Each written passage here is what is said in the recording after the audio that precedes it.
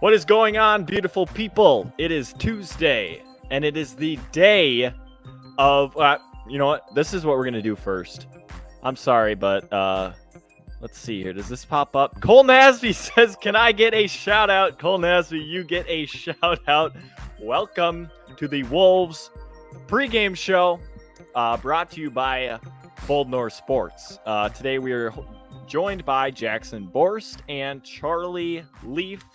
Fellas, I am very excited for this game, and we will talk about why. How do you guys feel as of now? Feel better about being up one game than being down, can tell you that. Yes. Borsty, how do you feel? I feel confident. I feel ready to go. Game 2, let's go to war. Exactly. I mean, this game could be so crucial for the rest of the series. If they go up 2-0 in this series, They have an over 92% chance of a 99.blank% chance, according to stats, on teams that win the first 2 road games. Damn. It's not a guarantee, but it would be massive. I mean, massive. We're going to get to our notes. All three of us wrote down 3 of our biggest keys to the game. I got a few talking points I want to talk about. A couple things I talked about with Doogie this morning. If you missed that, go check that out on the Bold North Sports YouTube channel. First things first, I want to talk about this. How will Memphis adjust against Karl Anthony Towns? How are they going to guard him? Obviously, having Steven Adams on him in the first game was not a good plan for them. They have a very smart head coach in Taylor Jenkins. How is he going to change things up? Is it going to be Jaren Jackson Jr.? Is it going to be a mixture of guys? Are they going to stick with Steven Adams? This is my guess. My guess is they start with Steven Adams, but he's going to play a lot less minutes. Unless he's doing a fantastic job, which I do not see happening. What do you guys think is going to happen? Well, they can't have Steven Adams guarding him the whole game again. They can't do that, right? If they want to stop him, it's clear that Steven Adams can't stop Cat. Yeah, Borsty, what are your thoughts on this? Yeah, I think that they're going to have Jaren Jackson Jr. on him today. I really do. They realize that's having Steven Adams on him is not going to do anything. It was a blatant mismatch, and I think they're going to put Jaren Jackson Jr. on him. And now it's up to the Wolves to get him in foul trouble. I totally agree, and I think that's the biggest thing. If they do indeed put Jaren Jackson Jr. on Cat, one of my keys to the game, I'm still not scared. I'll give you a little preview of it. It is to get Jaren Jackson Jr. in foul trouble.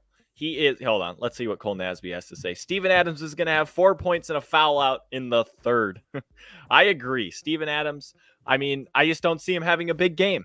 And if he does, that would be very surprising to me because Cat, for the last 5 years or so, has absolutely torched Steven Adams. He can't keep up with him. He can't go over ball screens. He can't guard him around the perimeter. So I see Jaren Jackson Jr. spending a lot more time on him, and the key for the Wolves is to get him in foul trouble. Next thing, I want to talk about the importance of the Wolves bench. The biggest thing the Grizzlies have leaned on throughout the regular season is their bench. They have maybe the best bench in all of the NBA. The Wolves bench more so middle of the pack. They can be streaky. But in the first game, the Wolves did better throughout the bench. It was Malik Beasley. Taurean Prince played well defensively, knocked down a big 3. And Jaden McDaniels was huge, especially in the fourth quarter. Do you think the Wolves can continue this? And if so, how important is that? Well, for me, seeing that Malik, what did he have last game? Like 19 points? 23? 23 points. For me, honestly, I'm concerned about him tonight because as of recent, he's been a lot better, but he is streaky. And he'll have games where he goes 1 for 8. He'll have games like last game, game 1. You say that, but the last couple of months, he has not had many of those games. He is way more often than not. Yeah. Well, that's the thing, though. That's the thing is we need him if we want to win, especially tonight. Away game, Memphis. They have a new game plan, like you said. Jaren Jackson Jr. is probably guarding Cat. They're going to be doing a lot different in order to win. If Malik Beasley can't shoot the 3 ball, we're in trouble. So I agree with this. I think our bench is extremely important tonight. Borsty? Yeah, it's important every night. I'm anticipating another big game from Jaden McDaniels. He screams confidence right now. I can tell you that much. Malik is honestly, I kind of think Malik is a playoff player as well. I think those two are the key off the bench for sure.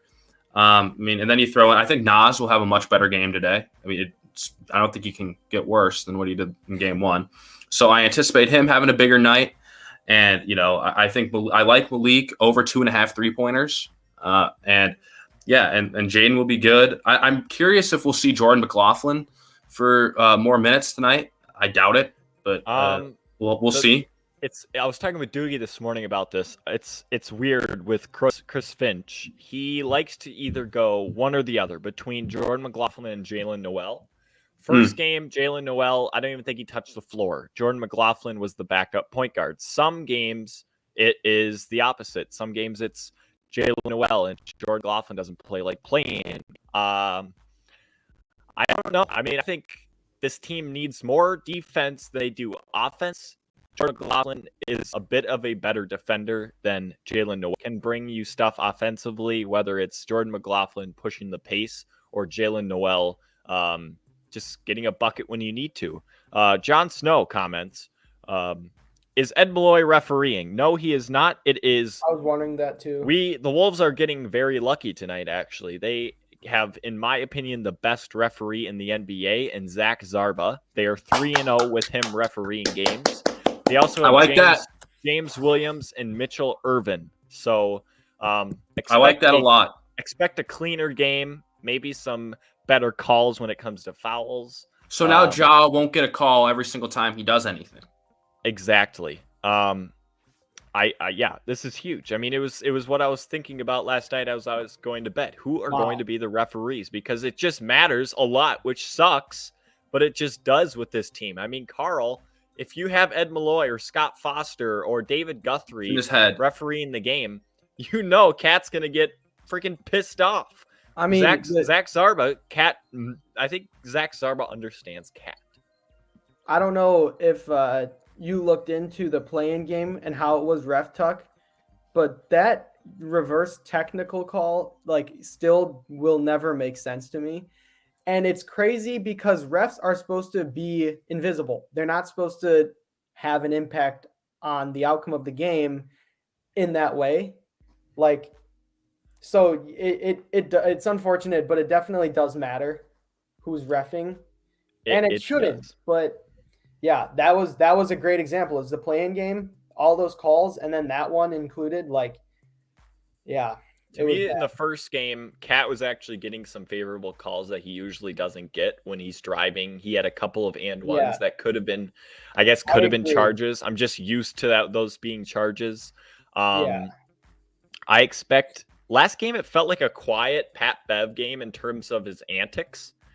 At some point in the series, it could be tonight, things are going to get really chippy, and Pat Bev is going to be in the middle of it. And so these refs are going to have their work cut out for them, but this is a good crew.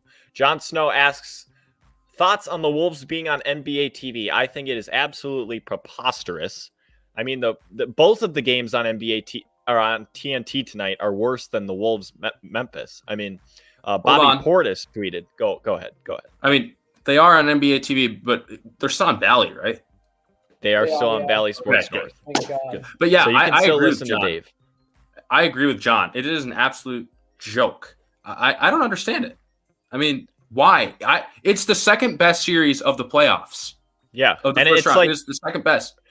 It's not just people around here saying that either. Everyone around national media are saying this is the second most exciting series behind the Celtics and Nets. And so it doesn't make a lot of sense to me. It's not even close. No, not really. They're two young teams that entertaining. Ant versus Ja. It's mind-blowing to me. Let's go through our keys to the game. I'll start. My number 3, I mentioned it earlier. Get Jaren Jackson Jr. in foul trouble. I am anticipating that he will take on the Karl Anthony Towns matchup. And so if Cat can be aggressive and not too aggressive, where he's getting the offensive foul calls, but he can be aggressive, get Jaren Jackson Jr. in foul trouble. Jaren Jackson Jr. is the Karl of our team in terms of fouls. He gets in foul trouble nearly every game. And so if that can happen, you saw what happened in the first game, things go awry for the Memphis Grizzlies team. The second thing is limit open threes. In the first game, they only shot 27. They only made 7. Both John Morant and Taylor Jenkins in their press conference yesterday at shoot-around, or just their practice, I suppose, mentioned that they need to shoot more threes and that they just have to hit more threes. I mean, it's the only you can't let the Wolves make 16 threes and only make 7 if you're the Grizzlies. And so I anticipate them doing that. It's what kills the Wolves defense when teams drive and kick. And John Morant last game had blinders on. He would just drive to the hoop and not even look around. I expect him to kick out more tonight, and so you have to be on edge. The last thing, Anthony Edwards has to be better than John Morant tonight. It is going to be more difficult for Ant because I expect Dylan Brooks to be on him. But if he can outperform John Morant, the Wolves are going to win this game. I have zero doubt about it. Well, who was on Ant last game? Well, it started with Desmond Bane. Dylan Brooks is by far their best perimeter defender. He was on D'Angelo Russell. Yeah, so now that opens it up for D'Lo to have a big game. Agree, and that's why I like D'Lo tonight. This guy named Bauer Swift comments in, how many threes will Ant hit tonight? We can go around here. I'm going to guess 3.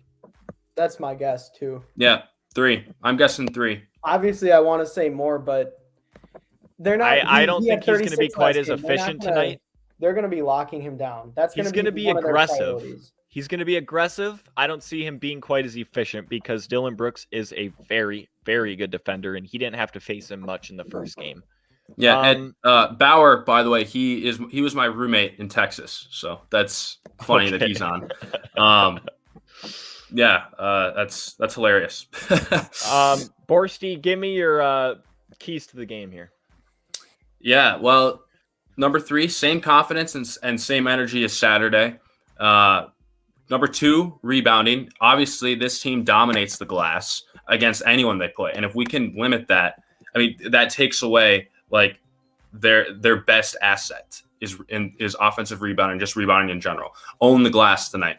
And number 1, stopping Morant again. I mean, without him, their team kind of goes flat. They don't really have other scoring elite scoring options other than him. And when you limit him and don't take fouls on him and letting him go to the free throw line, that's money for the Wolves. I agree. Rebounding was a massive thing coming into this series. A big reason the Wolves won the first game is because they out-rebounded the Grizzlies by double digits. That's huge. Chuck, let's talk about yours. Yeah, so the first one that came to mind is obviously stopping Ja. He had 32 points last game. 16 of them came off of free throws. So he's going to be driving. Like you said, he's going to be driving and kicking more. And so one of my keys to the game is also stopping open threes, not allowing them. The Grizzlies went 7 for 27 last game. They're not doing that again. There's no way they're going to be that bad at three-point shooting this time around. So I think we got lucky last time, and I think that we had we were good at defending the threes. So that's another key tonight. Cat, as long as he does what he did last game, we should win. If he 29 and 13, if he does that again, like you said, Triple J will be guarding him most likely. So if he can do that though, that's going to be another key. And then the most important thing, obviously, is the defensive intensity has to be high for the whole game. This team is young, and obviously the Grizzlies' offense is insane. So if we have to keep up the defensive intensity, that's fundamental if we want to do anything. I totally agree. I don't expect a team to ever have, super high intensity defense for 48 minutes, but you have to come about as close as you can. We did it game 1. So, well, no, we didn't necessarily, because in the second quarter, the Grizzlies got out and running, and they were sort of dominating us. When Naz Reid came in. Yeah, Another thing I didn't mention is to limit the turnovers. That is how the Grizzlies win games. The Wolves sort of do the same thing. They are one of the highest. Both these teams are very high in turning the opposing team over. The Grizzlies, when they play in half-court games where there's not a lot of turnovers, a lot of fouls, they struggle. They're not a great half-court offense team. They just give the ball to Ja Morant, and he sort of puts his head down and goes to the rim. Yeah. How they get their points is off turnovers in transition. That's exactly what happened in the second quarter, and that's why they went on a big run. All those alley-oops and stuff. Yeah, that's how they score. It's not what you want. Predictions for this game. I will start. I hate to be the guy. I'm going to predict that the Grizzlies win this game. I think they're going to come out for a vengeance. I think they are the better team. I mean, they just are. Going 1-1 on the road is not bad at all. I told people before the series that's what I wanted. Steal one of the games. Obviously, it would be unbelievable to win both, but I think Ja Morant is going to have a good game. I think they're going to make too many threes for the Wolves, and I think their defense may pick up because that's sort of. I mean, the Wolves scored 130. Memphis is very good defensively. They're 6th in the NBA in defensive rating. So I'm going to say 119 to 110. Yeah, I'm with you, John. I think that the Grizzlies probably take this game, but I still think the Wolves will cover, and I think they're at 6.5. I still think the Wolves cover. It's going to be another emotional game, a great game. And listen, I would not be surprised if the Wolves stole this game either, because we have Anthony Edwards. But yeah, listen, I think it's going to be close. I do think that building is going to be rocking. It's going to be buzzing in there. So listen, but I do think that Memphis will take one of the games at home here. So, Chuck? Score. I think it'll probably be 124 to 119. All right. Chuck? I got the Wolves winning this one. I think it'll be a close game, but I think if there's any team there's any 7 seed that can go up 2-0 on the road, it's us. I think that we've already, from game 1 and from what we did in the regular season, we've proven that we are capable of surprises. I mean, that last win was the first game 1 road win that the Timberwolves franchise has ever had. Given the Timberwolves history, not that insane. It's not like we're the Celtics, right? But still, I mean, that just means that this season we're different, right? So I'm going to take the Timberwolves, and I think that Memphis is young and that inexperience, they don't really know how to take over a playoff game yet. They're really good, but Anthony Edwards and if our defense can stay strong all 48 minutes, and if Anthony Edwards can go off again, and if Cat does what he did before, D'Lo was 2 for 11 last game. If D'Lo can also, that's the thing. We have those 3 guys. As long as 2 of the 3, get 25 plus points, I like the Wolves. And so I'm going to go final score. I'm going to go 113-111. Okay. One more thing, John. I will say, I could be wrong, but if the Wolves win tonight, I think it's going to have to be a big game from D'Lo. I mean, you did mention Dylan Brooks on Ants. I don't really think it'll make that big of a difference, but that just opens up a worse defender on D'Lo, and D'Lo's going to want to have a much better game than he had previously. I was just going to say that right before you said that. I was about to say I think D'Angelo Russell is going to maybe be the leading scorer for the Wolves tonight. I would not be surprised. Going into last game, and Jenkins said it after the first game, they put a ton of concern into D'Angelo Russell because of what he did to the Grizzlies this year. He averaged 31 points against them and 6 assists. So the fact that they're going to move away from Dylan Brooks, put Desmond Bane, I'm guessing, on D'Angelo, expect D'Lo to be aggressive. The Grizzlies' defensive style is really what D'Lo succeeds in. It's a drop coverage. He can get to his mid-range pretty much whenever he wants to. And so if Desmond Bane is on him, expect aggressive D'Lo. I think the first 5 minutes of this game are going to say a lot about what this game will be. I expect the Grizzlies to come out really, really hot. If the Wolves can withstand that, maybe it's a tie game, like with 7 minutes to go in the first quarter. I will feel okay. I just don't want to go down 10-2. That's not what I want because the Wolves are not great at coming back in games. I'm excited. One more thing for me. Yep. I'm going to add a new segment. To these pregame shows. It's going to be my lock of the night for a player prop. And my lock of the night is D'Lo to get 2+ threes.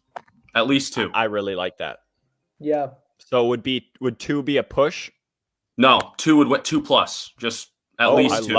I love that. Jon Snow checking in here says Cat will put up numbers tonight. I don't know. I am predicting that Ant and D'Lo both successfully get more points than Cat. And I'll tell you why. I think Cat is going to struggle a little bit more against Jaren Jackson Jr. if that is who they put on him. He struggles against smaller guys, more athletic guys. And I hope so. Yeah, for sure. Well, I don't hope he struggles. No, I hope he puts up numbers tonight. Yeah, I hope so too. Yeah. Here's the thing. Between Cat, D'Lo, and Ant, if 2 of those 3 put up 25+ points, we'll win the game. That's what I think. Yes. Yeah. That seems to be a method of victory for the Wolves. That's what happened in the play-in. When Cat was awful, D'Lo, Ant showed up. 2 of the 3 need to have elite games, and they will win. Cat and Ant last game. Maybe it's D'Lo, Ant tonight. I want Anthony Edwards to keep playing super well because I love that the national media is finally figuring out about him, and he's going to be a superstar. And I want people to realize he might be better than Ja Morant. Oh, they'll find out. I mean, Ja Morant's going to get hurt at some point, and I don't want it to happen, but the way he plays, he is super aggressive, and it just doesn't feel sustainable in my opinion. So yeah, between those 3 guys, I think we'll be able to tell kind of who's going to have the hot hand tonight early on in the game, not only by how Memphis is playing defense, but also who's making the contested shots. Because in the playoffs, I think it was first or second, somewhere in the first half, Ant was making some pretty contested shots that he usually doesn't make a lot, and he was making them consistently. And so first half, I knew that Ant was going to have himself a game, ended up with 36. So I think that's kind of the same thing tonight. We'll be able to see which one hope maybe all 3 will go off, but all 3 of us know how Cat is. If Cat has a good first quarter, he's going to have a good first game. If he doesn't, well, is that right? He's late in the season. He's been having to tell when late in the season. He's been having a lot of Chuck games. Is right. Chuck is right. It's so easy to tell if he's going to have a good game. It's so easy to tell if he has his hands up and if he's kind of squirming around and missing hook shots and complaining about balls. There's been plenty of games late in the season where Cat puts up 15 in the first quarter and ends the game with 20 points. So but there hasn't been many games where he gets 5 points in the first quarter, then ends up doing nothing. Agree. I'm just saying. I think foul trouble too. An easy way. That was huge last game. Yeah. An easy way to know if Cat's going to have a big game is if he escapes the first quarter with 1 or less fouls. I agree with that. Pretty much, I think we can all agree with that. Yeah. Yeah, that's how you know. And so that is going to be massive. We'll be back after the game to recap it. Everybody go check out the interview with Darren Doogie Wolfson. This would be a massive win for the Wolves. Let's freaking go. If we can come back to Target Center on Thursday up 2-0, my goodness, Target Center would be buzzing and Minneapolis would be electric. Let's freaking go, Wolves.